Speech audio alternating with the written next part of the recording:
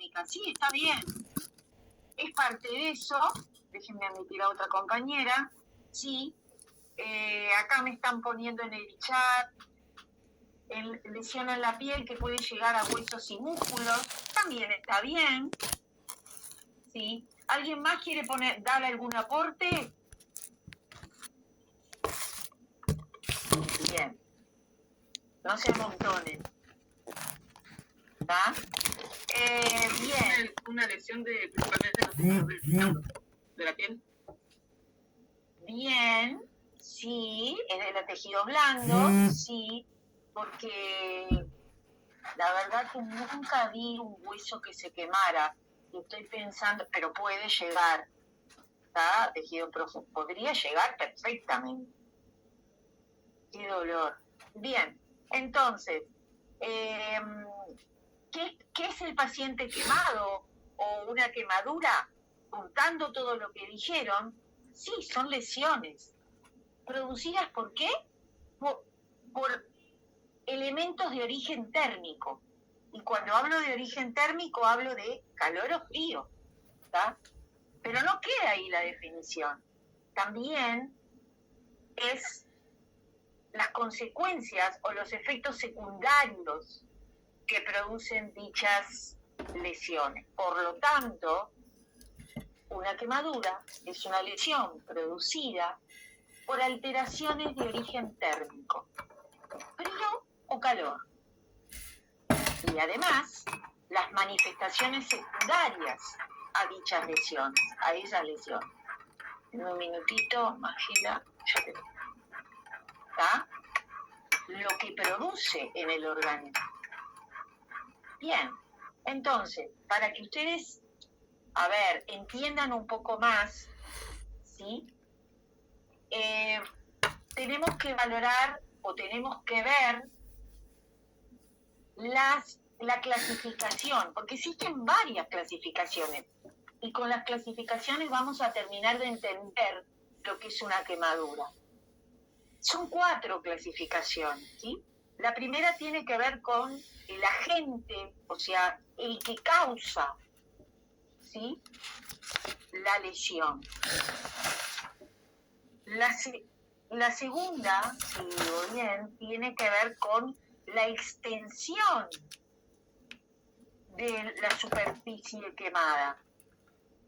La tercera es tiene que ver con la profundidad hacia adentro de esa superficie quemada. Y la cuarta es la localización. Vamos a hablar una por una. Cuando hablo del agente, en el agente que los produce, yo tengo 4 tipos de agentes. ¿Para qué me está hablando alguien más? Ok, sí, es lo que vamos a decir eso, Cindy. Bien, entonces, cuando hablo de los tipos, hablo de 4. Por un lado, la primera térmica, la otra eléctrica, química, la tercera, y radiactiva, la cuarta. ¿Sí? Repito, dentro de la clasificación de las quemaduras por el agente que las produce, tengo 4. Térmicas, eléctricas, químicas y radiactivas. Dentro de las térmicas, vamos a dar ejemplos. ¿Sí? Bueno, líquidos calientes, el fuego directo. Bien. Estoy aquí, y esas que nombré son de calor, pero del frío, la congelación. Cuando uno se congela, ¿no? Bien. Dentro de las eléctricas, acá siempre nosotros tenemos las industriales, por ejemplo, esos trabajadores de UTE. Antiguamente los trabajadores de UTE no tienen tantas leyes de protección laboral como tienen ahora. Entonces en intensivo nos llegaban muchos trabajadores, ¿sí?, que tenían un tema de ingreso, tienen una puerta de entrada por uno de los dedos, índice o lo que sea, ¿tá?, de una mano, y tenían la salida por la otra por otro dedo o por el codo. Diferentes trayectos que hace la onda eléctrica. El problema es cuando la descarga eléctrica no tiene puerto de salida, ¿tá? Porque queda atrapada esa energía en el tejido, ¿sí? Y va quemándolo internamente. Por eso las más graves son esas.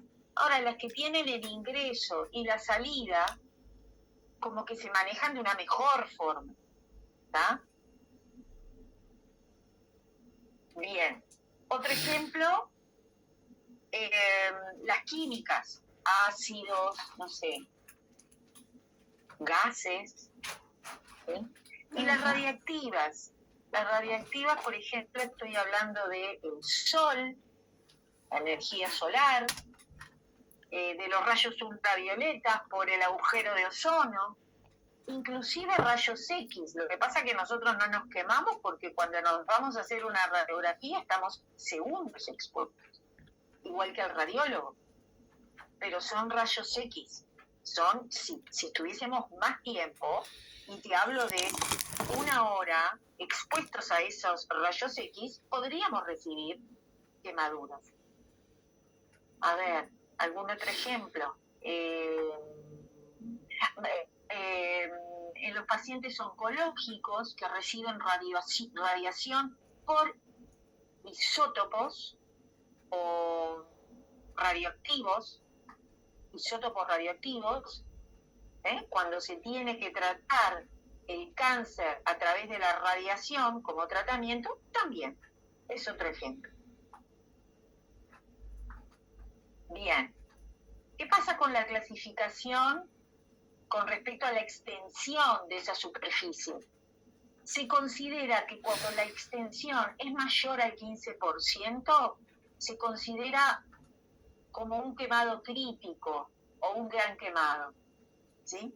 Cuando es menor, es un quemado leve. Y ahí tenemos una clasificación simple. Cuando involucra la profundidad, acá es interesante y vamos a dividir las quemaduras en 3 tipos, ¿tá? Una de primer grado, otra de segundo grado, que se divide en 2 la de segundo grado, superficial y profunda. Y el tercer grupo, la de tercer grado.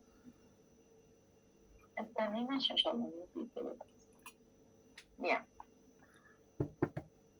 ¿Ok? Primero, primer grado.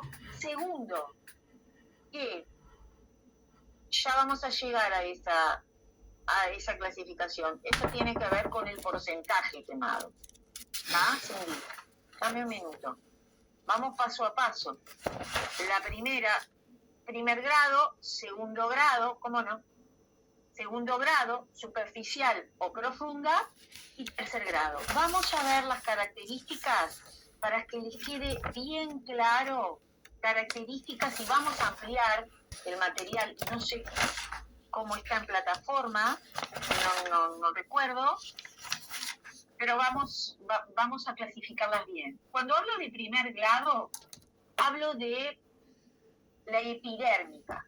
Recordemos que la piel, epidermis, dermis, tejido subcutáneo, y más adentro, músculo, tendón, ligamento, y llegamos a órganos, ¿va?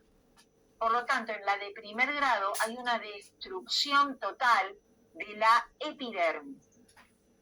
¿Qué características encuentro? Encuentro eritema, encuentro que no existe exudado y tampoco existen las ampollas. Y vamos a incorporar algo nuevo. ¿Sí? Las famosas dame un minuto. Las famosas ampollas, de ahora en más, las vamos a llamar plictenas. ¿Sí? Plictenas. Por lo tanto, en las de primer grado flictenas, no hay ampollas. No tienen exudado, pero sí tienen eritema. ¿Cuál es la sensibilidad de la zona? Son muy dolorosas. Ahora, para las quemaduras, y voy a hablar de un vocablo, de dos vocablos, y me voy a referir solo a las quemaduras. Se utilizan estos vocablos en salud cuando hablamos de quemaduras.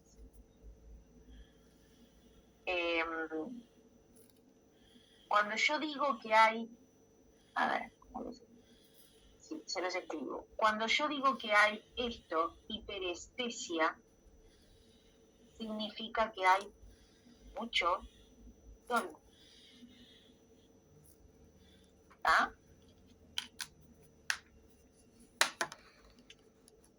Porque son muy dolorosos.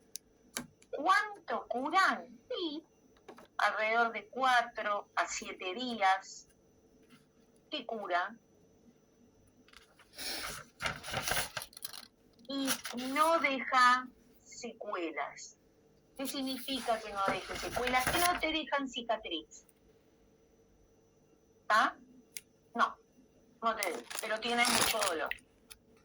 Porque las terminaciones nerviosas sensitivas están a nivel de la epidermis.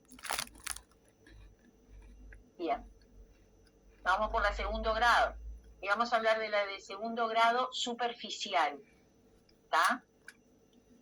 Hay una destrucción de toda la epidermis y de la primer capa de la dermis, que es la dermis superficial.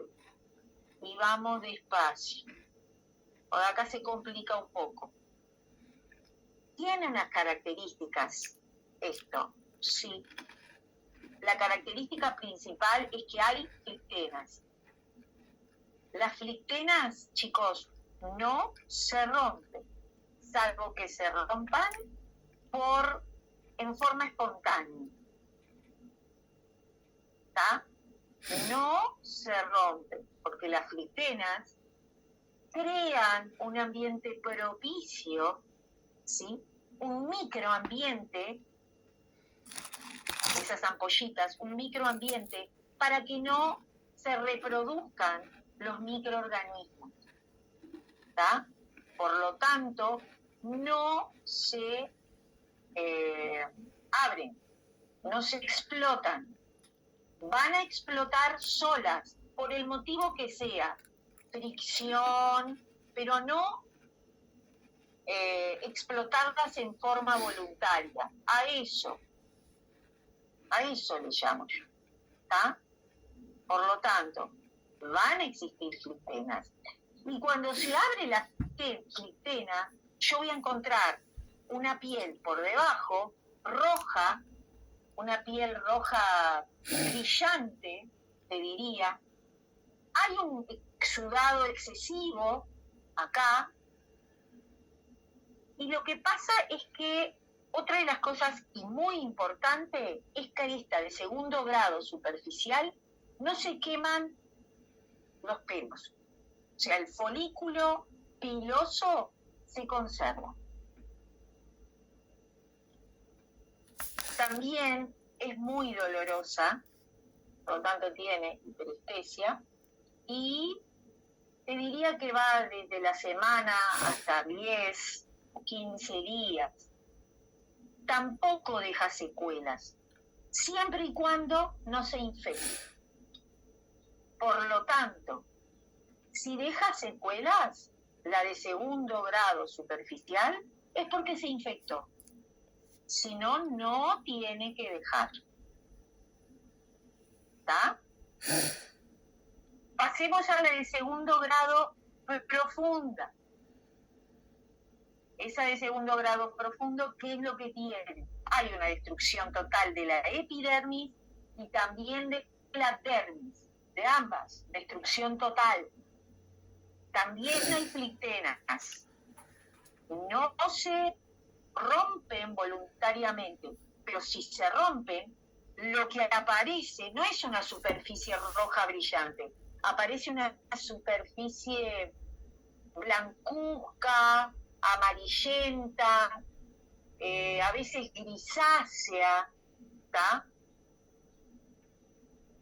Hay una destrucción de los pelos, o sea, de los folículos pilosos, y también hay exudado, pero mucha menor cantidad, ¿tá? No tiene dolor a este nivel. Y el tratamiento va a ser quirúrgico. Por lo tanto, entra en escena el cirujano plástico, ¿tá? A reparar ese tejido como él lo crea conveniente. Y esta sí deja cicatrices, sí deja secuelas. Y vamos a la tercera, al tercer grado. Sí, hay una destrucción de la epidermis, dermis y capas profundas. ¿Cómo yo la veo? La veo negra, la veo negruzca, como quieran llamarlo. Y acá los vasos sanguíneos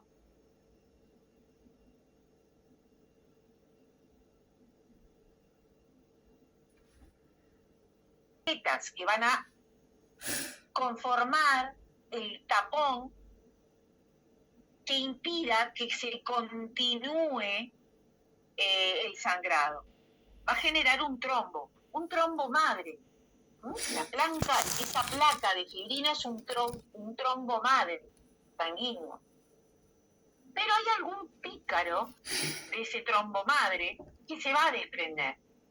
Esos trombos chiquititos se van a entrar a desprender y van a empezar a circular por la circulación, vaya la redundancia, ¿sí?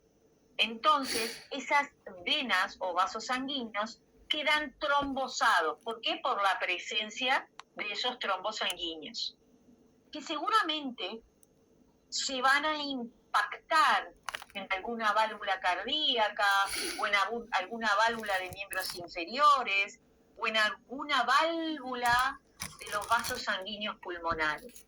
En algún momento, seguramente. Por lo tanto, una de las consecuencias importantes que puede tener el paciente quemado, gran quemado, porque estamos hablando de tercera profunda, es el tema de que puede aparecer el tromboembolismo pulmonar, ¿sí?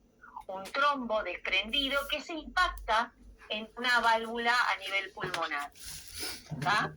Y es una situación de urgencia. ¿Ok? ¿Alguien me preguntan? Voy a abrir el chat. Acá me preguntan, ¿qué significa que se palpa indurada o pastosa? Pastosa no sé lo que es. Nunca utilizo ese término. Indurada es cuando hay un edema, ¿sí? Es uno de los efectos secundarios que genera la quemadura, ¿tá? Porque empieza a salir líquido del espacio intravascular hacia el intersticial. Entonces, el espacio intersticial es el que queda entre célula y célula, que forman un tejido. Cuando nosotros decimos, ese paciente está edematizado, ¿tá? Es porque hay líquido retenido en este espacio intersticial, entre célula y célula. Por lo tanto, el edema, esa zona indurada que me preguntaron, es el propio edema, ¿sí? Que se ve a mansalva, que se ve muchísimo en el paciente quemado. El paciente quemado, y hablo de gran quemado, se edematiza porque pierde tanta sangre que el líquido sanguíneo, además de salir, ingresa a este espacio intersticial. Entonces, se edematiza. Para vos ver una zona indurada, la persona que me lo preguntó, vos comprimís y ves que el edema baja un poquito, pero no demasiado. Tenemos que verlo en la práctica. ¿Tá? Sí, profe, o alguna foto, porque acá es endurada o pastosa, dicen en el repartir. La verdad que pastosa desconozco y no es un término que yo use. La verdad, por ejemplo, a ver si se los explico mejor. Indurado es algo que se ha vuelto duro, ¿sí? Es algo que hay una induración en la piel, por ejemplo. Hay un engrosamiento, hay un endurecimiento, ¿sí? De la piel. Si nosotros comprimimos a un adulto mayor que tiene edema de miembros inferiores, ¿tá? Nosotros la vamos a observar y vamos a ver que está tirante esa piel de esos miembros inferiores. Si nosotros comprimimos, hacemos una digitopresión, se va a formar ¿cómo se le llama? Un crátercito, ¿tá? Pero enseguida va a volver, porque la induración, la retención de líquido es tan importante que genera que vuelva. Eso es en el espacio intersticial, ¿tá? Aparecen depósitos, ¿tá? de la epidermis y de la dermis. Bien. A ver, ¿qué otra forma le puedo decir? Es cuando hay un endurecimiento, sí, del tejido cutáneo y también del tejido subcutáneo. ¿Ah? Eso sería básicamente. Ahora, esa terminología yo no la uso, no, ese vocablo, no digo que esté mal, digo que yo no la uso y realmente para paciente quemado no sé qué entidad, qué significado tiene, pero se me ocurre que debe venir por ahí. ¿Ah? Bien. Cuando hablo de la cuarta clasificación, ahora quiero ver si me preguntaron algo, no quiero... sí, lo de Wallace, ya vamos a hablar de Wallace.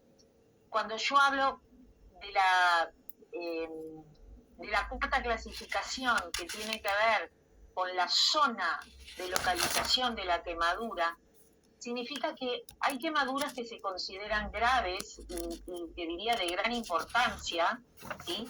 Las que se sitúan, por ejemplo, en la cara, en el cuello, en las manos, en los genitales, en los pliegues. ¿Por qué? Porque tienen, pero esto es porque tienen una repercusión futura, funcional, estética y social. ¿Tá? De hecho, los pacientes grandes quemados que van al SENACE, ¿sí? Tienen grupos de apoyo. A pesar de que pasan años de la quemadura, del evento traumático, tienen grupos de apoyo con asistente social, con psicólogo, y no solo los propios pacientes, sino también su familia, todo el entorno. Porque es eso, no es lo mismo estéticamente hablando. ¿Cuántos de nosotros vemos en la calle a un paciente quemado? Yo sí he visto 2 o 3. He visto pocos pacientes quemados, y sobre todo en rostro. ¿Por qué? Porque uno lo primero que hace es evitar, ¿no? Ponemos las manos para evitar que nos llegue el agente. Pero hay veces que eso es imposible en una explosión. Ponele. ¿Tá? Entonces, las caras generan un efecto sumamente importante, sobre todo a nivel estético, porque además son pacientes que tienen que someterse a varias cirugías de reconstrucción, ¿sí? Con el plástico, que reconstruye, que hace colgajos, ¿sí? Que hace injertos, ¿tá? La diferencia entre un colgajo y un injerto, que el injerto se extrae un pedazo de una zona vital, ¿tá? El tejido está vivo. En cambio, el colgajo se extrae de piezas por lo general artificiales, que químicamente y en laboratorio se han elaborado, que tienen la estructura muy similar a la piel y que se puede realizar. ¿Está? Bien.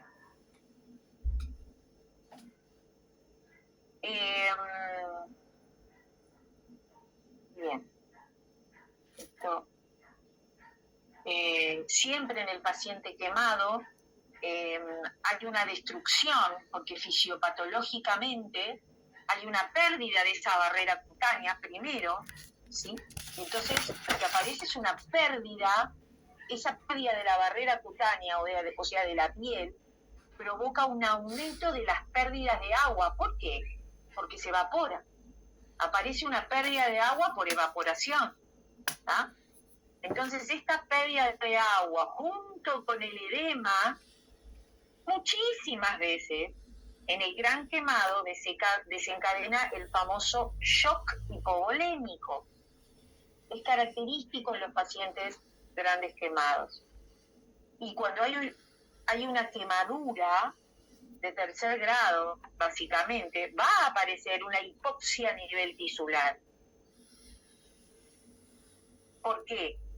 Porque como una pérdida sanguínea importante, el volumen sanguíneo circulante se enlentece, ¿sí? Y cuando se enlentece, porque hay una pérdida sanguínea previa a nivel general, depende de donde te hayas quemado.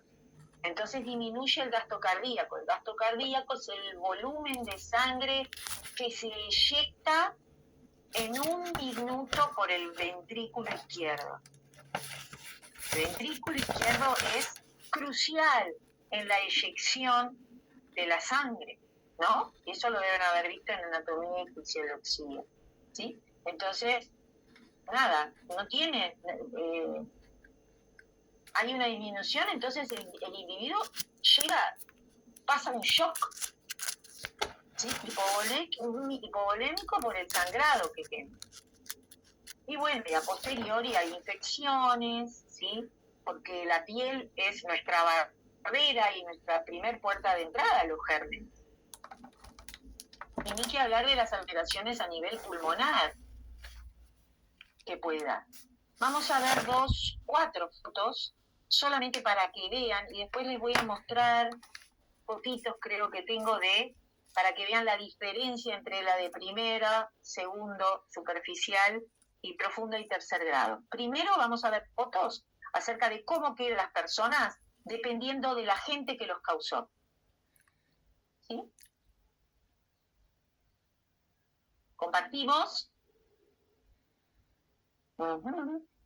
Y acá podemos ver esta señora que tiene una quemadura por líquido, en este caso caliente, ¿sí? Quiero recordarles que una misma quemadura en toda su extensión puede ser en un extremo de primer grado, en el medio de segundo profundo y en el tercero profundo. En el otro extremo profundo, ¿sí? Se puede dar una conjunción de diferentes grados de quemadura en una misma quemadura, ¿correcto? Acá tenemos a alguien que tiene una quemadura por congelación. Miren esos deditos. Frigorífico, bueno. Andes. La caída de los Andes. La mayoría de los hombres vinieron con este tipo de quemaduras.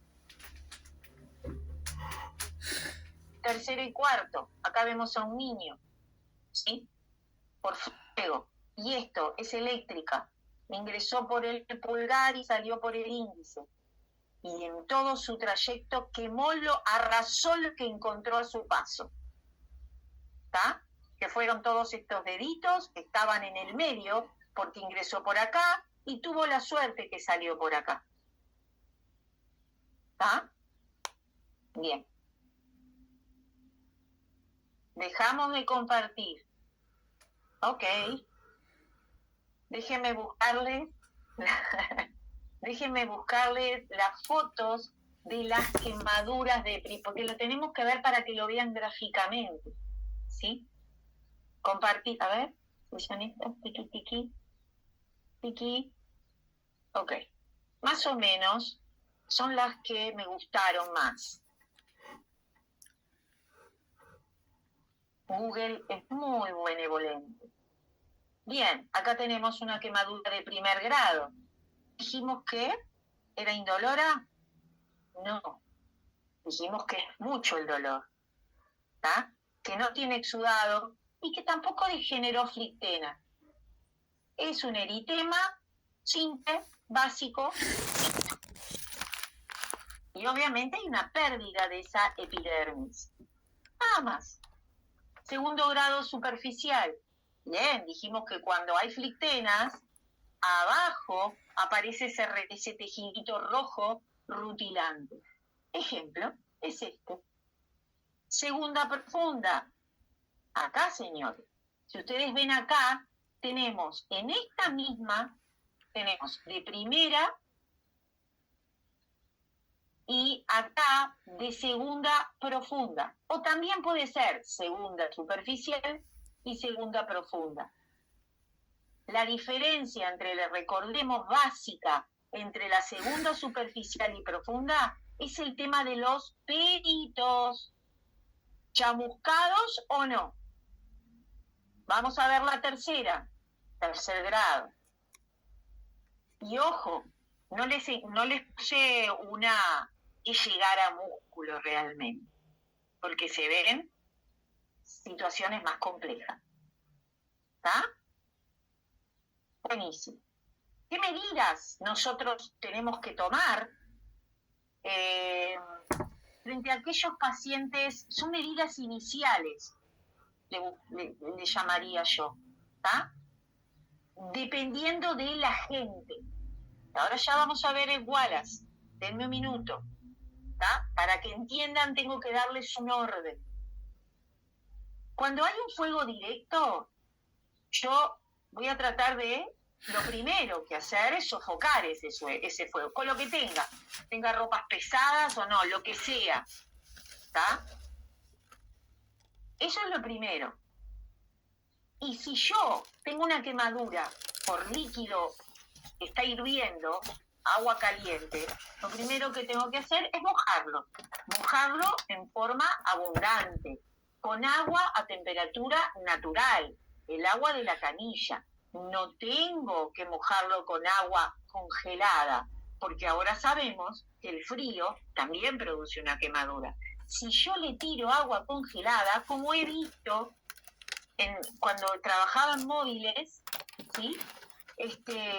Yo produzco más quemadura, ¿eh? En profundidad y en extensión. Entonces, no, señor, eso no corre. Si yo tengo algo químico, ¿sí? Y voy a hablar de la piel, hay alguna sustancia química que me caiga accidentalmente en la piel, ¿tá? También es mojarlo, también abundantemente, con agua natural, pero durante mucho más tiempo que con el líquido, con el agua caliente, con el agua hirviendo. Un tiempo prolongado. ¿Cómo me doy cuenta hasta cuándo tengo que seguir mojándolo a ese paciente?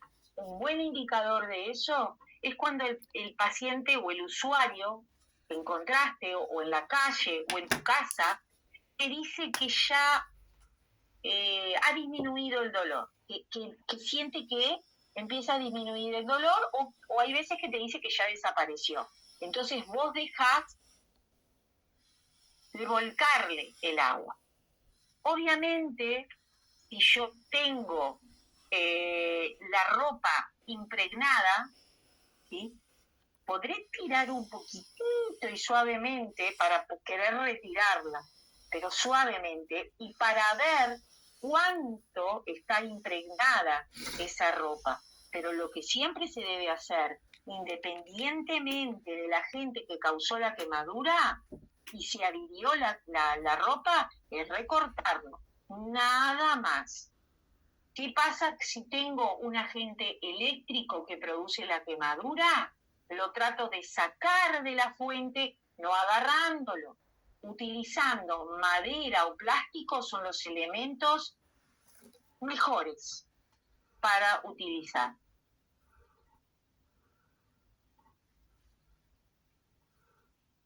¿Sí? No lo toco directamente porque todavía emite la onda de electrocución, ¿no? Una vez que yo lo saqué, siempre tengo que retirar la fuente que produjo un cortocircuito, lo que sea, ¿está?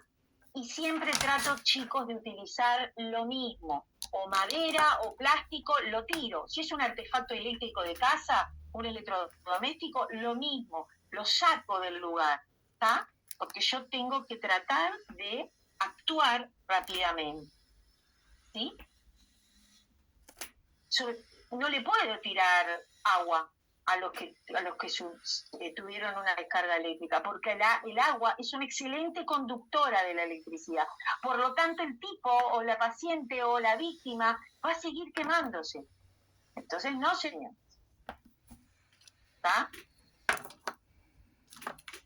Una de las cosas que el paciente te va a manifestar, independientemente de lo que se haya quemado, cuando la extensión es mucha y tiene profundidad, es frío, por pérdida de calor, porque se perdió la barrera cutánea, ¿sí?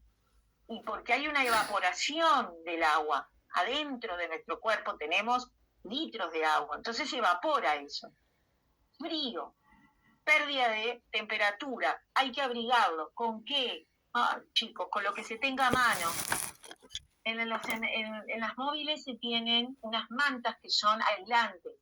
¿Saben cómo son? Son como, ¿vieron los parasoles que ponemos que son plateados? Bueno, se los cubre con eso, ¿está? Y lo que genera esas mantas aislantes es que evaporar la pérdida de calor, pero el paciente sigue teniendo frío porque no tiene nada que lo cubra, ¿está?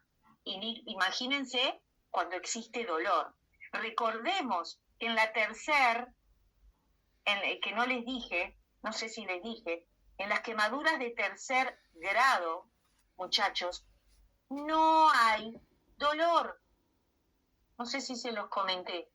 No hay dolor. Lo que sí hay es, ¿por qué? Porque hay una pérdida de sensibilidad. Hay una anestesia. Me quedé lo de la negruzca, en lo negro, en lo chamuscado, y no les dije esto. Es importante. A nosotros desde afuera nos va a parecer, ¡ay, qué horrible! Pero la víctima no tiene dolor. Si tiene dolor, será una de segundo grado profunda. ¿Está? O una de segundo grado, superficial, no profunda, me equivoqué. ¿Está? Pero la de tercer grado, que es la más profunda, hay una pérdida de sensibilidad y hay una anestesia. Anestesia, ¿está? Siempre el tratamiento es quirúrgico y sí, las secuelas van a ser importantes. Sí, las dos cosas que me había olvidado de decir. ¿Está? Bien. Bien. Si yo, por ejemplo, me llaman, estoy en una móvil, ponele, y me llaman, sí, hago todo esto dependiendo del lugar, ¿sí? Trato de buscar un ambiente seguro para retirar al individuo a esa área. Por lo tanto, no tienen que haber ni postes eléctricos, ni... En los accidentes de tránsito hay mucha pérdida de combustible. Entonces hay que tener ojo con eso. Hay que retirarlo al individuo de ahí. ¿Está? Lejitos, por más que le duela a este individuo, costo-beneficio. No, porque el mal va a ser peor si todo explota. Hay una serie de medidas que en las móviles se utilizan para hacer vallados, pero que no vienen al caso ahora. Hacen vallados rápidamente para aislar la zona, ¿sí? Y la móvil directamente se tiene que retirar de esa área. Una vez que agarra a la víctima, la tiene que arrastrar en una parihuela, donde sea, y retirarla, dependiendo de la situación, si hay mucha pérdida de combustible o no. ¿Está? Bien. Eso por un lado, retirar la ropa por otro, abrigarlo por otra. Eh, inmovilizarlo, sí, porque muchas veces frente al impacto que produce, hay una caída del paciente al pavimento o donde sea, al piso, y se convierte en un paciente politrauma, un paciente politraumatizado, y al mismo tiempo es un paciente quemado, o sea, derechito, ya el paciente gran quemado, derechito, ingresa a CTI, ¿está?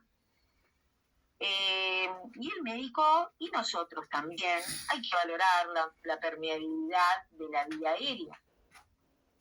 Eso se va a encargar el médico, él va a decidir, ¿no? Vieron que fuimos de lo más simple a lo más complejo. Esta es una situación compleja, ¿está? Ver si respira. Nosotros podemos ver si respira. Si viene la móvil, bueno, lo intubará, lo ventilará, lo bolseará, no sé. También, en un momento donde no existe la móvil, vemos si respira, pero también vemos si tiene algún pulso, o sea, si tiene una actividad cardíaca, ¿sí? Periférica es lo único que tal vez podamos ver. ¿Dónde? Siempre, siempre, en la medida de lo posible, ¿sí? Cuello, carótida, ¿está? Si no tiene esa zona quemada, porque yo, en un impacto, y estoy en la calle, y de repente me voy a ir donde está la piel sana. Y recién ahí vamos a evaluar la extensión del área quemada, qué profundidad tiene y dónde están localizadas, porque nosotros las vemos a simple vista, pero el tratamiento, cuando viene la emergencia móvil, pasa por todos estos y recién estas cosas, que es valorar al paciente con el ABCD, ¿sí? Es toda una temática para valorarlo, y después se pasa a la extensión, a la profundidad. Porque vos tenés un pantallazo general cuando lo ves al individuo, ¿está? Cuando nosotros valoramos al paciente por la extensión, que sería la segunda clasificación, utilizamos una regla que se llama la regla de los 9 o la regla de Wallace, W-A-L-L-A-C-E, ¿tá? En donde cada porción o cada sector, y estoy hablando de un adulto, en pediatría esto cambia, ¿sí? Se utiliza la regla de Paxton, sí, Paxton. En un adulto hay sectores, le corresponde a cada sector un porcentaje, ¿sí? A la cabeza, y esto está estandarizado así, ¿sí? A la cabeza le corresponde un 9%. Al tórax, a la cara anterior del tórax, un 18%. A la cara posterior de mi tórax, otro 18%. A los miembros inferiores, ¿está? Un 9% cada miembro. Por lo tanto, lo tengo que multiplicar por 2. Otro 18 más. A los miembros superiores, también. Cada miembro superior es un 9%. Son 2, lo multiplico. Aparece otro 18% más. Y a los genitales se le da un 1%. Si nosotros sumamos todos esos porcentajes, me da un 100%. Lo pueden hacer. Recuerden que los miembros superiores se multiplica por 2. Los miembros inferiores por 2. ¿Correcto? Lo suman y van a tener un 100%. De ahí se saca y se estima, de hecho en el SENACE hay tablas, ¿sí? Donde están estandarizadas, cuello, y en mi cara derecha, bueno, es un 5%, ¿sí? Ya las tienen elaboradas. Sí. Son todas estadísticas y estandarizadas. Eso es la regla de Wallace. No sé quién fue la que me preguntó, no sé si le quedó claro. ¿Se me responde sí o no? A ver. Cindy, ¿ok? Cindy me preguntó, y es para todos. ¿Está? Sí, que le decís a la Bien, pero ella específicamente porque me lo había consultado. Bien, otra de los elementos importantes es que el paciente también quemado, perdonen que le tome un poco de agua. ¿Y Felipe lo cogió? No, yo. Sí, eso. En la medida de lo posible, se le tienen que colocar 2 vías venosas periféricas de grueso calibre. No sé, ella está así. Esto viene el paciente complejito, ¿eh? Obviamente van a tratar de no puncionar en las zonas que están lesionadas. Tratamos de buscar zonas, inclusive en los miembros inferiores, que no están quemados, ¿sí? Evitar las zonas lesionadas, ¿sí? ¿Para qué? Porque hay que administrar, miren chicos, un montón de líquido. ¿De qué líquido? Se los escribo. ¿Y por qué vía? Intravenosa, obviamente, y el suero que se les administra es el suero, este señor con esta señorita. El suero Ringer lactato. ¿Por qué? Porque el suero Ringer lactato es muy rico en iones. Muy rico. Y convengamos que hay una pérdida, como dijimos, del líquido intravascular, ¿sí? Pero también del líquido intersticial, que está llenito, del tejido intersticial, que está lleno de líquido intersticial, pero no en exceso, porque cuando hay en exceso produce el edema, ¿está? Entonces, sí o sí se les administra Ringer lactato. Y acá siempre tiene que haber, hay una formulita, ¿sí? Que hay como tablitas en las móviles, ¿sí? A razón de que hay que administrar entre 2 a 4 mililitros de suero Ringer lactato por superficie corporal quemada por kilogramo de peso. Mientras que haces todo ese cálculo te vas a la tabla, ¿está? Porque lo estandarizado es que en menos de una hora, para que tengan una idea, en menos de una hora tenés que administrar, lo que hay que administrar son aproximadamente 500 mililitros de suero Ringer lactato por hora, ¿está? Es una formulita esta de los mililitros de Ringer por el porcentaje de la superficie por el kilogramo de peso.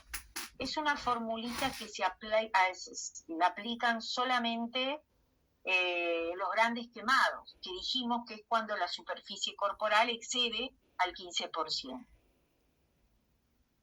Si ese paciente tiene dolor, obviamente depende del nivel o la intensidad de ese dolor, por lo tanto depende del tipo de quemadura que tenga, del grado de la quemadura y de la extensión, por el tema de su dolor, que ya lo mencionamos. Si es leve, va a empezar con derivados pirazolónicos. Los derivados pirazolónicos son la novemina, por ejemplo, ¿está?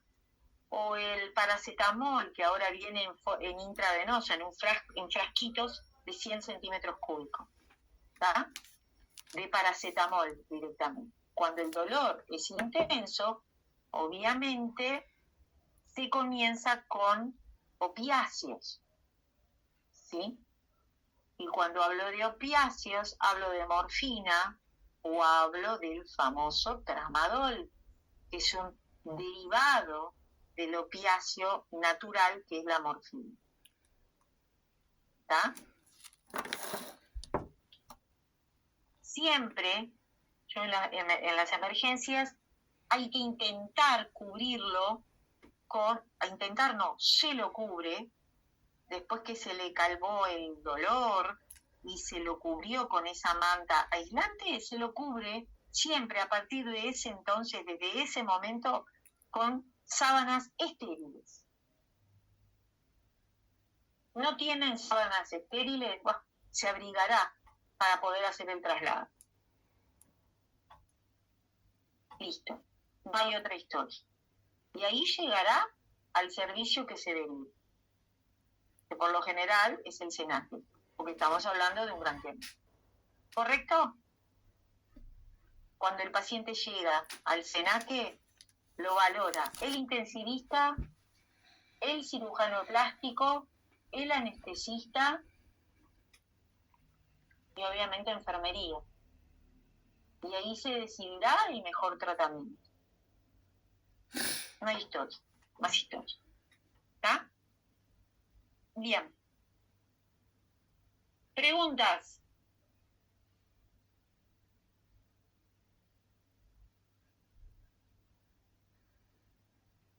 Bueno. ¿Nada? Ok. Yo tengo una. ¿Cómo no? Cuando se hacen injertos de piel, ¿es en el tercer grado de la quemadura o en el segundo? Dijimos que se pueden hacer en el segundo profundo y en el tercero. ¿Sí?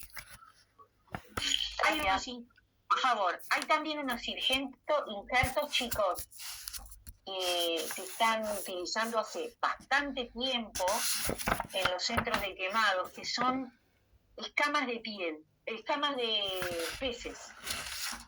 ¿Está? No funcionan en todas las pieles, depende del grado de infección que tiene de la quemadura, el grado de infección que tiene y si realmente tuvo una infección. Es toda una especialidad. ¿Está? Bueno, ¿alguna otra pregunta? Bien, si no la tienen, empezamos con cardiovascular. Ustedes ya hicieron la parte de anatomía, y se me ocurre que también de fisiología. ¿Sí? ¿Es correcto? Sí. ¿O están en eso? No, ya lo hicimos. Bueno, la van a tener. ¿Está? Solamente quiero recordar... Ya lo tuvimos. Ah, bueno, buenísimo. Entonces van a saber. Solo me voy a poner a recordar esto. Nada más. Que el corazón, porque es importante para que entiendan las patologías. El corazón... Ah, pará. Ustedes vieron patologías, ¿no? Con el médico que tuvieron. No sé quién fue. Díganme si sí o no. Sí, era anatomía y fisiopatía. Creo. Ah, fisiopatología. Ah, Bueno, perfecto. Entonces hay un montón de cosas que ustedes deben saber. ¿Sí? Solo para recordar, que es lo que me interesa, que el sistema, el corazón tiene un sistema excitoconductor, nada más. Porque tiene fibras musculares que están especializadas en el miocardio, ¿sí? Y que la función que cumplen es originar y transmitir ese latido cardíaco. Es un sistema que se conoce como el sistema de conducción eléctrica. Y ese sistema de conducción eléctrica tiene capacidades. ¿Qué es lo que genera? Hace que el corazón genere su propio estímulo eléctrico, hace que lo conduzca ese estímulo eléctrico, hace que el corazón responda a ese estímulo eléctrico, por lo tanto que se excite, ¿sí? Y hace que el corazón mantenga una frecuencia estable, la frecuencia cardíaca, ¿sí? Una frecuencia estable de estimulación. Esas son propiedades únicas que tiene el corazón. Entonces, todo esto permite que ese músculo, ese miocardio,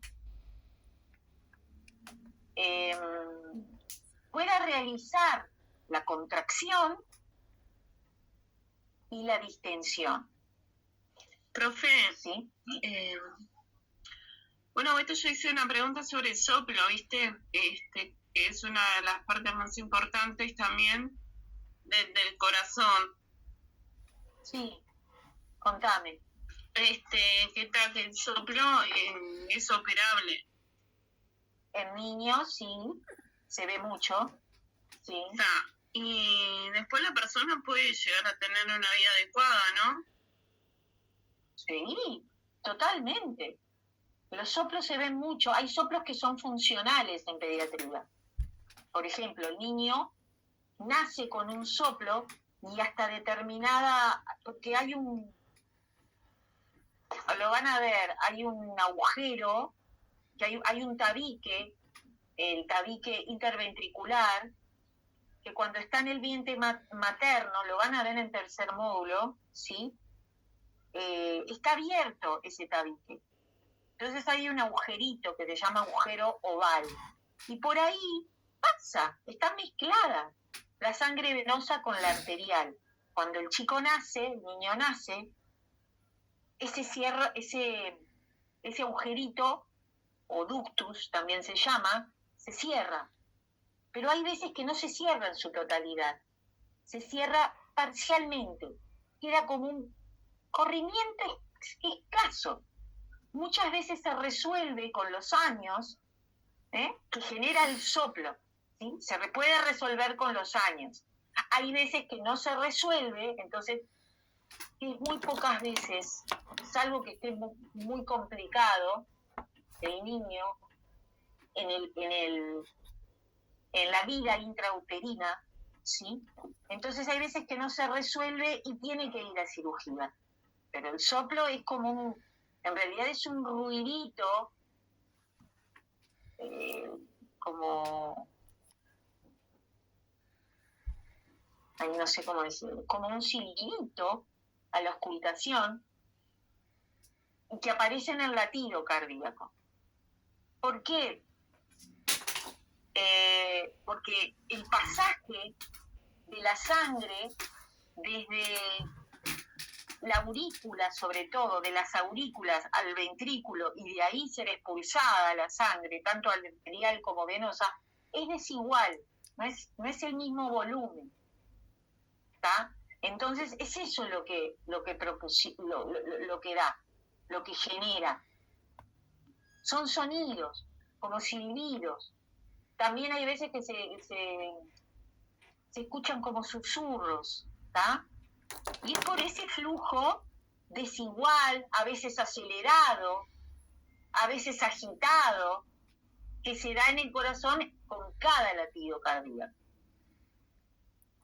Para escucharlos, los escucha el pediatra sí, pero por lo general se resuelven fácilmente. Profe, no es lo mismo que marcapaso, ¿no? No. No. El marcapaso es un dispositivo que se coloca en forma subcutánea. Lo vamos a ver, tal vez, sí, creo que sí. O lo voy a mencionar, ya que me lo preguntan, en un adulto ya maduro, por lo general, hay excepciones de que el adulto joven lo necesita. Lo que produce el marcapaso se coloca en el tejido subcutáneo, por debajo de la piel. Se crea un bolsillito, lo que se llama, el bolsillo para el marcapaso, ¿tá? Y se coloca porque hay alteraciones o deficiencias en la transmisión del impulso nervioso. Entonces por lo general, lo que genera se ve una baja frecuencia de la frecuencia cardíaca, ¿tá? Entonces, lo que hace este aparato regula, se programa antes, ¿sí? Con tantos latidos por minuto, se coloca por debajo, tiene polo positivo y negativo que se conectan al miocardio, ¿sí? Estimula el miocardio, dijimos que hay un estímulo eléctrico, entonces se estimula el miocardio en forma regular, ¿está? Programada. ¿Está? Eso es lo que hace el marcapaso. Bien. Yo solo, lo único que quería era recordar, lo único que quería era recordarles un poco el estímulo eléctrico del corazón. Pero bueno, está bien, porque el marcapaso tiene que ver, porque el estímulo eléctrico del corazón se origina en un lugarcito que se llama nódulo sinusal o nodo sinusal. También se lo llama marcapasos natural, me olvidé de decirlo, ¿sí? Porque es el que comanda la frecuencia con la que se contraen el corazón. Y recordemos que lo normal, primer módulo, es entre 60 y 80 latidos por minuto. ¿Está? Bien. Bueno, ¿qué pasa con, simplemente para que recuerden esto, ¿está? Porque de ahora en más, las patologías cardiovasculares van a tener mucho que ver con el estímulo y con la hemodinamia. Y cuando yo hablo de hemodinamia, hablo de todos los fenómenos, todos, que provocan, los fenómenos que provocan la circulación cardíaca, ¿está? La apertura y el cierre de válvulas, el pasaje de la sangre de las aurículas a los ventrículos, cualquier fenómeno, ¿está? Bien. Entonces, el infarto de miocardio, ¿sí? El infarto agudo de miocardio corresponde en realidad a... ¿A qué corresponde? ¿Qué piensan ustedes que es el infarto de miocardio? A ver, chicos, ¿qué piensan?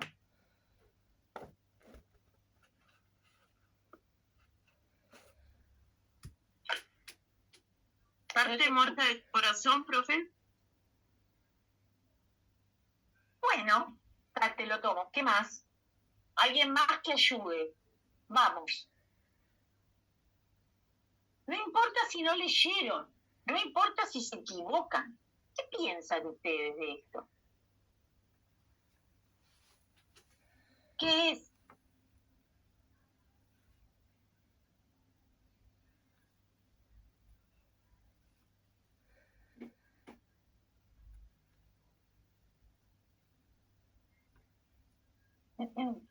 Es, me ponen, es, ta.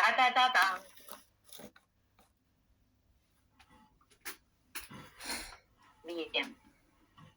A ver qué están escribiendo. Ok. Acá me están poniendo que es cuando el corazón tiene un infarto y el músculo del mismo queda dañado y es irreversible. Bueno. A ver. Yo me quiero quedar con esto que dice, primero definir, ¿sí? Y después lo que es eso de la palabra irreversible. ¿Está? En realidad, el infarto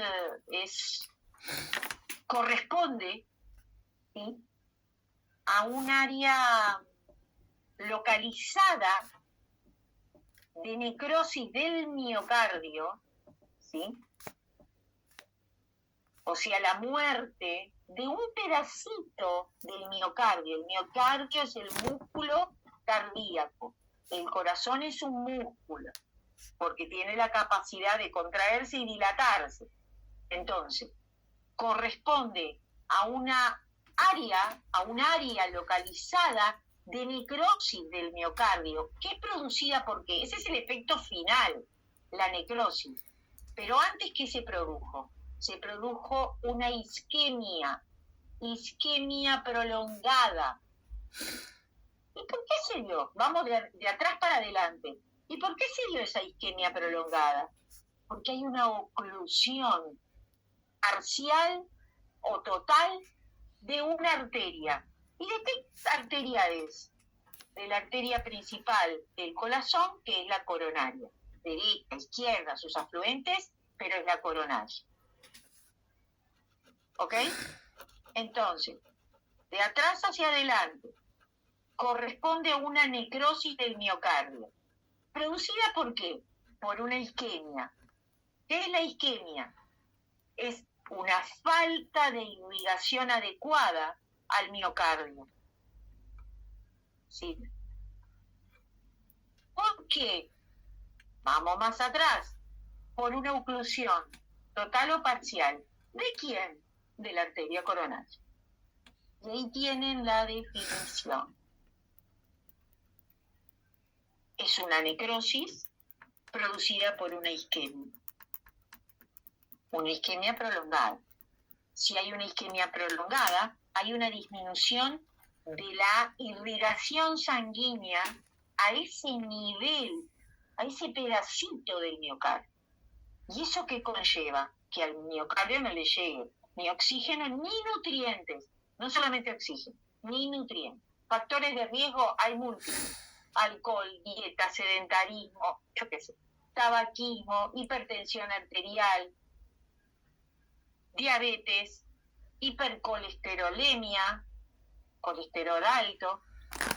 ¿Cómo me doy cuenta que ese paciente está infartando? Lo deben haber visto en fisiopatología. ¿Cómo me doy cuenta? ¿Cuál es la clínica del infarto de miocardio? Vamos, ¿cuál es la clínica del infarto de miocardio? ¿Qué es lo primero que aparece?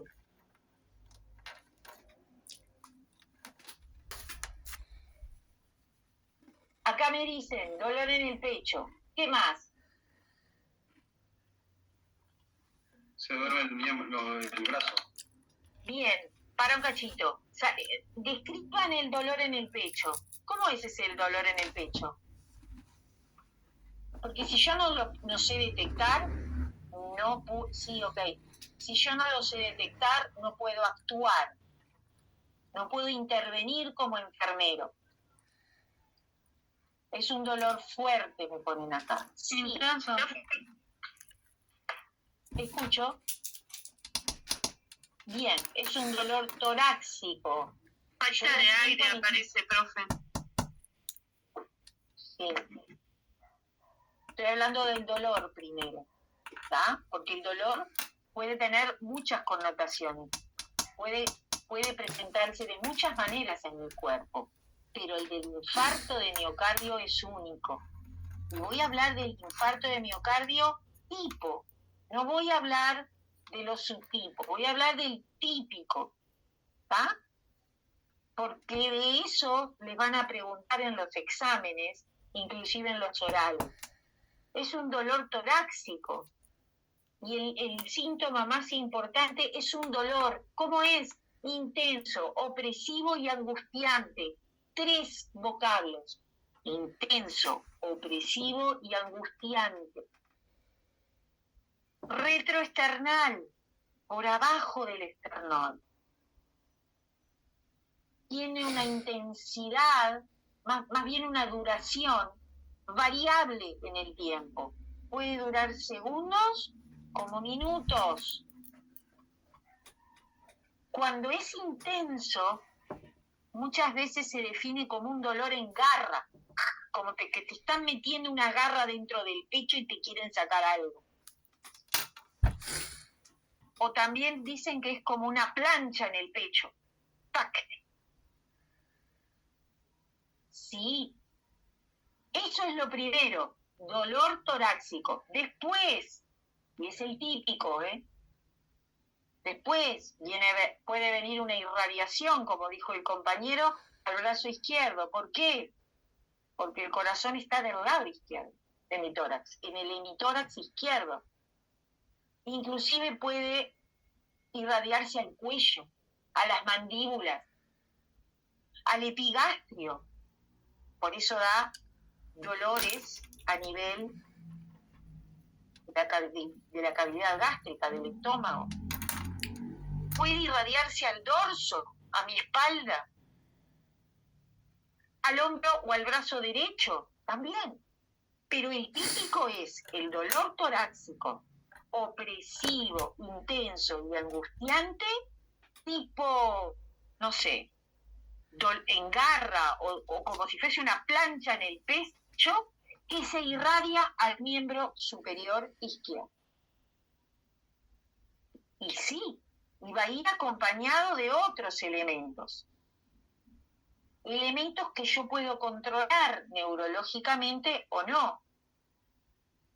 Los que no controlo son los síntomas vagales, o también se llaman neurovegetativos, palidez, mareos, náuseas, vómitos. No los controlo, me aparece. El que con sudoración tampoco la controlo, me aparece. Es una sudoración fría. Y aparece la disnea. Y aparece una debilidad física y mental. Física y psíquica, como quieran llamarlo.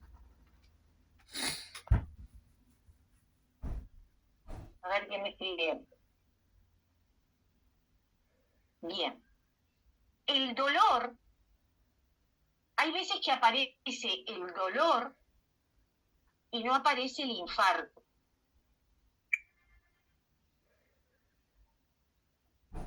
¿Sí?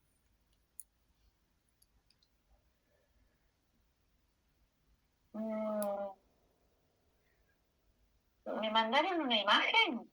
No la veo, chicos, si me mandaron una imagen. A ver.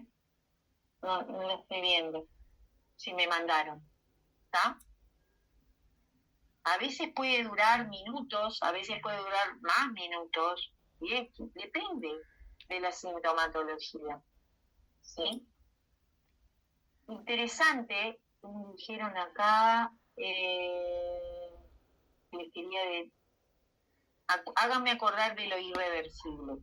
Se puede revertir esta zona necrótica con un tratamiento a través de una cineangiografía o cateterismo cardíaco, o más que cateterismo, angioplastia cardíaca. Ahí fue para todo. ¿Está? Por lo tanto, es reversible cuando esta angioplastia se realiza en tiempo y forma. ¿Sí? Es un tratamiento excelente que ha sustituido la apertura, la cirugía cardiovascular a corazón abierto, la ha sustituido y la ha evitado. ¿Sí? Más que nada. Bien.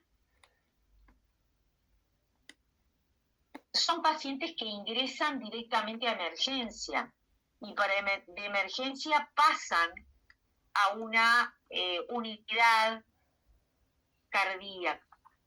Pero yo, si estoy en la calle, tengo que saber diferenciar un infarto de miocardio del paro cardiorrespiratorio. El infarto de miocardio es un problema eléctrico. El paro cardiorrespiratorio es un problema circulatorio. ¿Está? Son cosas distintas. Infarto, problema eléctrico. Paro cardio, problema circulatorio. El dolor en el tórax es lo que se llama dolor anginoso o angina de pecho, que puede aparecer aislado, solo el dolor anginoso o el dolor acompañado de toda la sintomatología, el resto de los síntomas que le di. ¿Está? Pero el dolor en el pecho es lo que se llama angina. Una angina que está realmente declarada por el dolor aplastante o una angina inestable. Un dolor que aparece y que se te va, pero está localizado en el pecho, pero es una angina al fin. ¿Está? Bien. Bueno, pacientes que ingresan por emergencia van a una unidad, enseguida se les va a pedir, nosotros en piso no, pero en emergencia es interesante saber que se les va a pedir, obviamente, se lo va a monitorizar, ¿sí? la monitorización es un elemento de diagnóstico del infarto de miocardio. ¿Tá? Porque además no solo te lo diagnostica, sino que cuando el paciente está monitorizado y ya recibió medicación, ¿tá? Permite que vos veas la evolución que tiene este individuo. Se le hace electrocardiogramas y se le saca sangre para enzimogramas cardíacos. El enzimograma cardíaco lo que te mide son valores de determinadas enzimas que se liberan, diría yo, en la sangre cuando se está produciendo el infarto. Entonces es un método de medida. ¡Apa! Desasna. ¿Está infartando o no? Hoy se hacen las medidas de unas enzimas que se llaman troponinas. ¿Esto lo vieron? Troponinas sanguíneas. ¿Lo vieron? En fisiopatología. Hoy, chicos, esto es muy importante que lo sepan. ¿O tengo que ir yo personalmente? Son enzimas que se miden para saber, se saca un poquito de sangre del paciente. Si el médico te dice, estás haciendo una pasantía por emergencia, sacame sangre para troponinas, yo tengo que agarrar un tubo seco que no tengo anticoagulante, extraer sangre del paciente y llenarlo con 5 centímetros. No tiene anticoagulante, ¿tá? Es una medición de las enzimas cardíacas. Se llaman troponinas. Ahora ya les escribo. ¿Tá? Troponinas. Troponinas. Son las enzimas cardíacas. Sí, Treyes. Sí, puede haber lipotimia. Bueno, en general los lipotimios, o sea, no me hablas de vértigo, ¿no?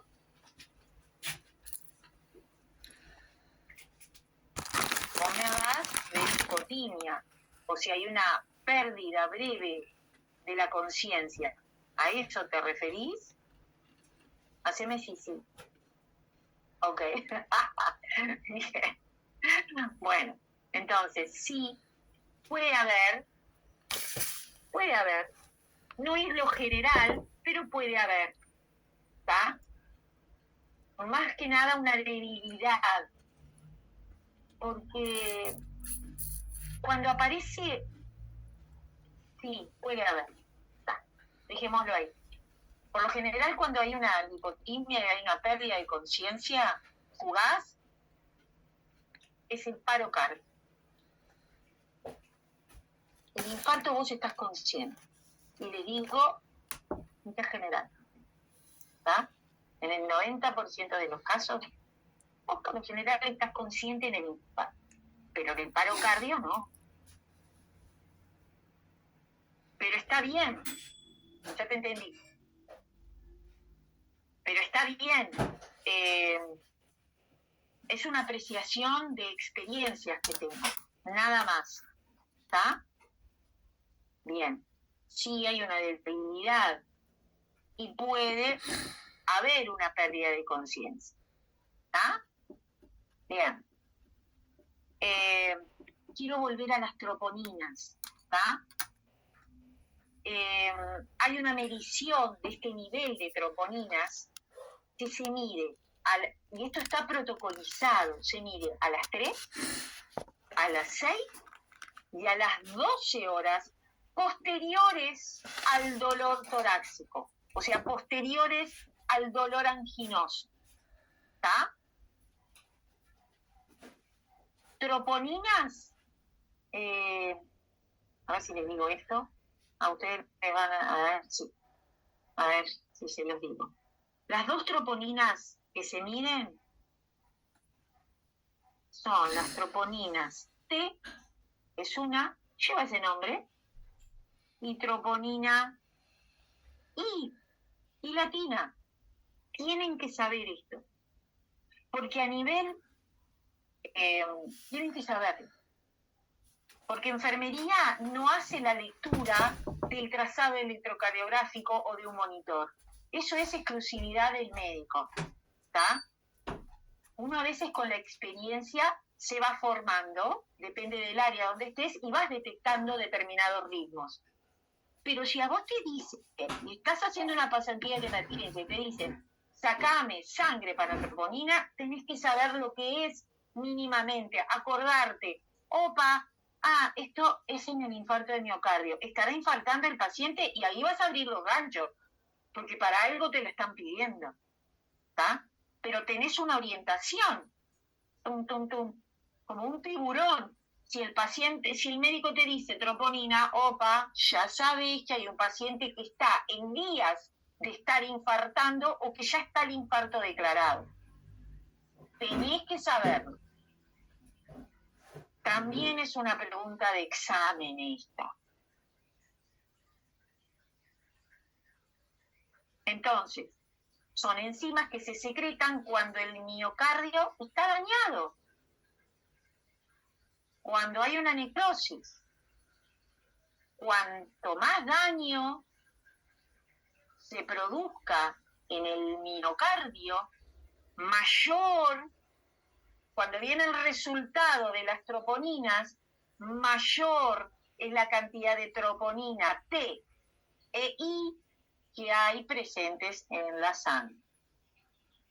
Y ustedes, ¿está?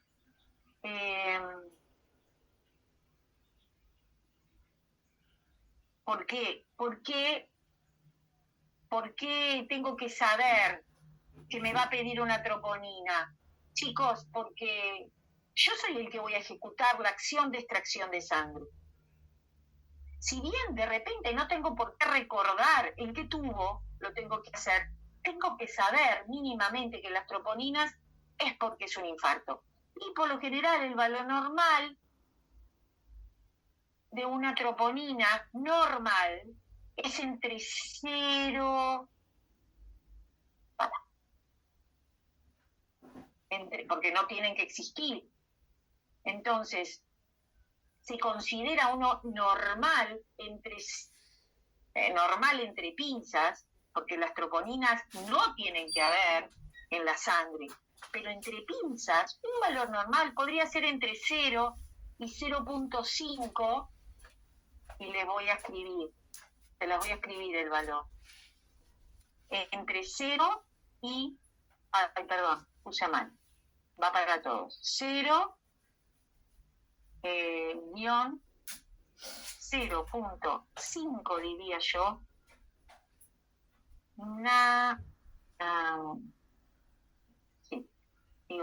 nanogramos barra decilitro. Nanogramos por decilitro. A ver, Fernanda, sí. Por decilitro. No, perdón, me equivoqué. No es por decilitro. Decilitros es la glucosa. Gramos por decilitro. Esto es nanogramos por mililitro. Me equivoqué yo, perdón. Nanogramos por mililitro. Por favor, no pongan, ¿está? La anterior no. Es de 0 a 0,5 nanogramos por mililitro. El decilitro es glucosa en sangre. ¿Está? Bien. Por lo menos si ustedes reciben, hay veces que viene triplicado o cuatriplicado el valor, ese valor normal. Eso significa que sí o sí, si ustedes reciben el resultado del examen, sí, está infartando, mira doctor, mira el resultado. ¿Está? Bien. Bien. Tratamiento primario, entonces, es hacer esa extracción de sangre. Tratamiento secundario es la famosa cineangiografía o la angioplastia coronaria. Se los escribo. Bien, el resultado. El resultado, vos tenés en el laboratorio, Existen dos tipos de laboratorio en las instituciones, ¿sí? Uno general, que no es de urgencia, y uno para urgencia, para estudios urgentes, como ser gasometría, como ser las troponinas, como ser medir una potasemia.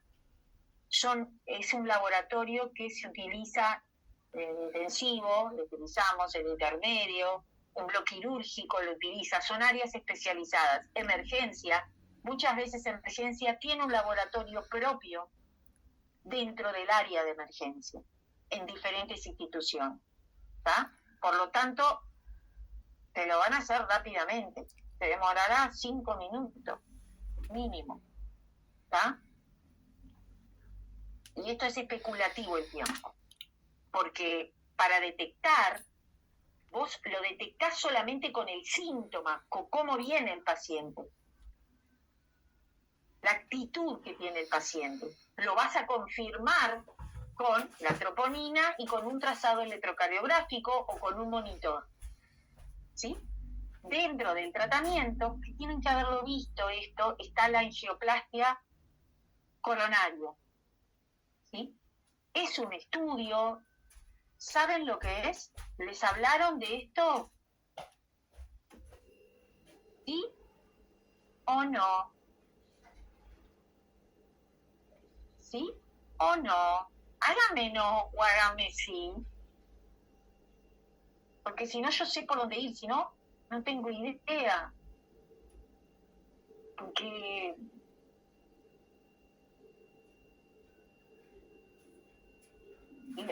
el infarto de miocardio es la patología modelo o ¿sí? De las miocardiopatías, ¿sí? Y también ustedes pueden detectarlo en algún familiar y saber por dónde va a ser el camino que va a ir ese familiar. Bien. Entonces, la angioplastia coronaria, y estoy hablando de arteria coronaria, o cineangiografía coronaria, es un estudio que se hace en un servicio que se llama hemodinamia. Y dijimos que hemodinamia son todos los eventos o fenómenos que aparecen dentro del corazón, ¿sí? Circulación cardíaca, apertura, cierre de válvulas, todo. Es una técnica para detectar. A ver, la angiografía es un tratamiento. El cateterismo es un estudio también hemodinámico, pero que se hace para diagnóstico. Por lo tanto, el cateterismo es la previa, como cuando van a bailar, el cateterismo es la previa de la angioplastia. ¿Tá? Primero, se detecta dónde está la oclusión de la coronaria, por eso hablamos de las coronarias, arterias.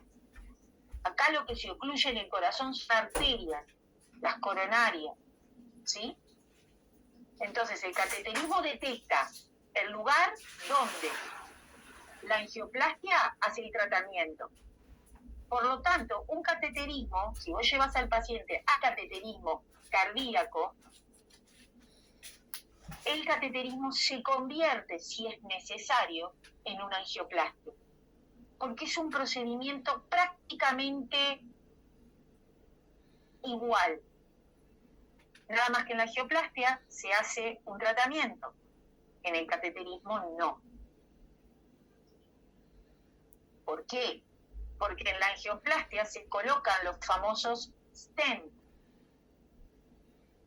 que son los puentes.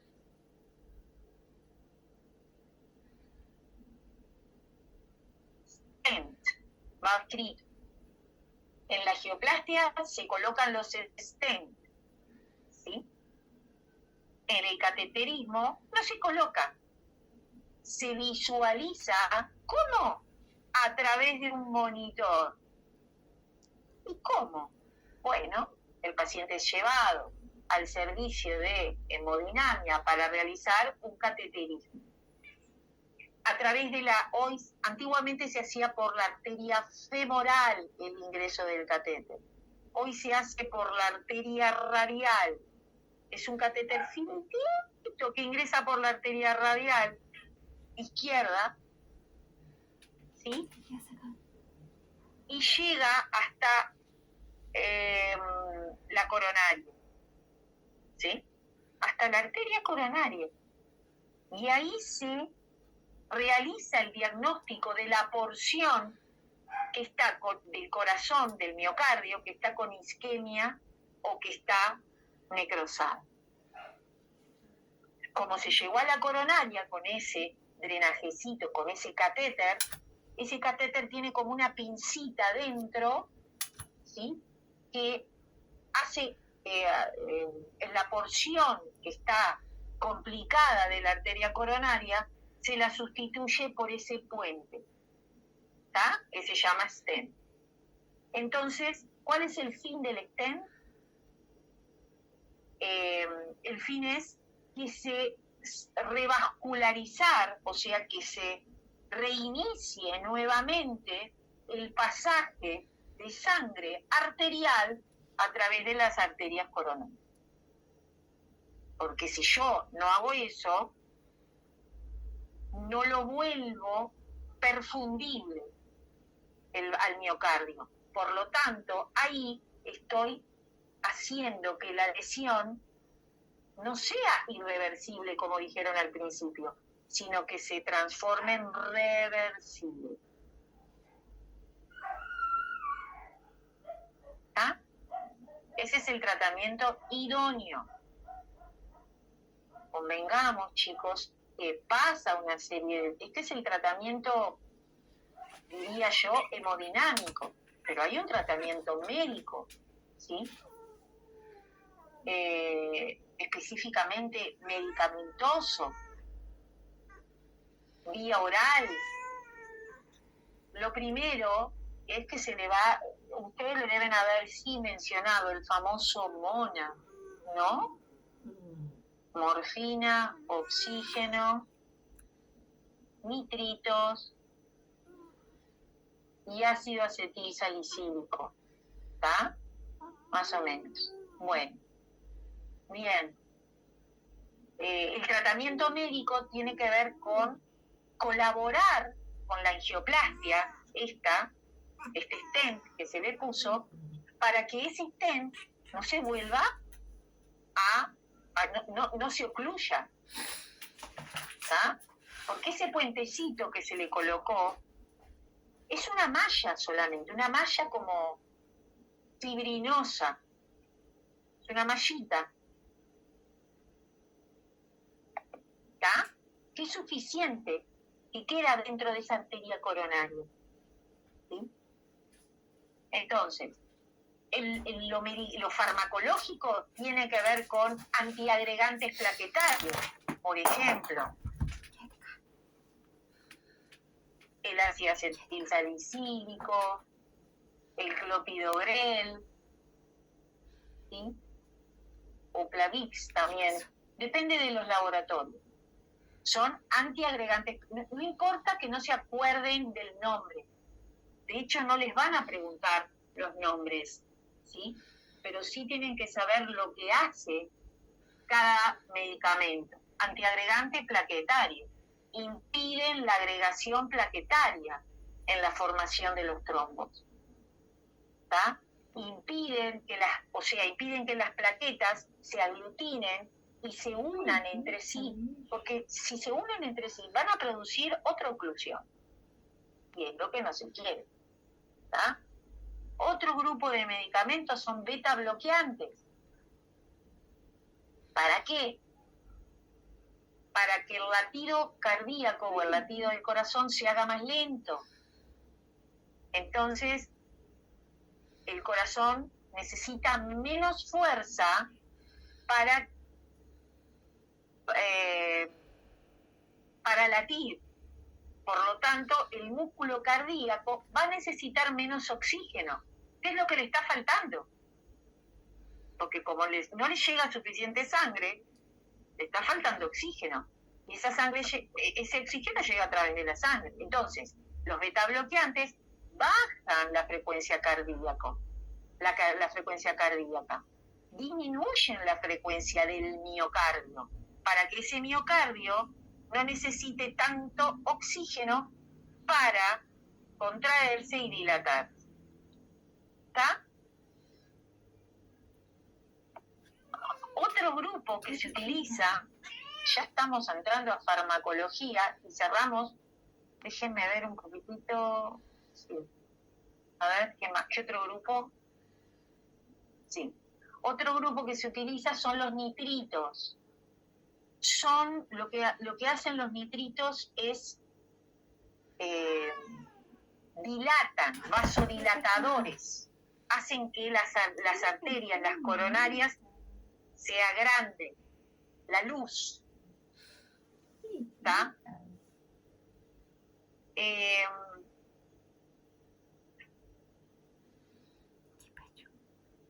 Entonces esto mejora la perfusión, la llegada de sangre a las coronarias, ¿está? Pero ojo, porque hay un efecto secundario que dan los nitritos, que es taquicardia. Vasodilatan, pasa más flujo de sangre, pero el paciente genera taquicardia. Entonces, si genera taquicardia, el músculo cardíaco va a necesitar más oxígeno para contraerse y dilatarse, porque va a empezar a funcionar tiqui, tiqui, tiqui, tiqui. Entonces necesita más oxígeno. Ojo con los nitritos.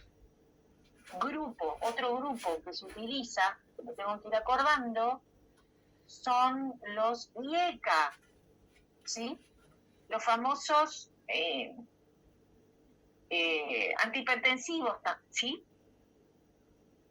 Se utiliza en los infartos que son muy extensos, áreas necróticas del miocardio bastante extensas. Y acá tenemos todos los que terminan en il, captopril, enalapril. Ay, no les dije los beta-bloqueantes, propanolol, atenolol, carvedilol, bisoprolol, ol. Nitritos, la nitroglicerina, ¿ah? El conducil, el medocor, ¿sí? Ojo, porque son todos nitritos, pero vasodilatan rápidamente. Y ese efecto ya los nitritos están en desuso, ¿está?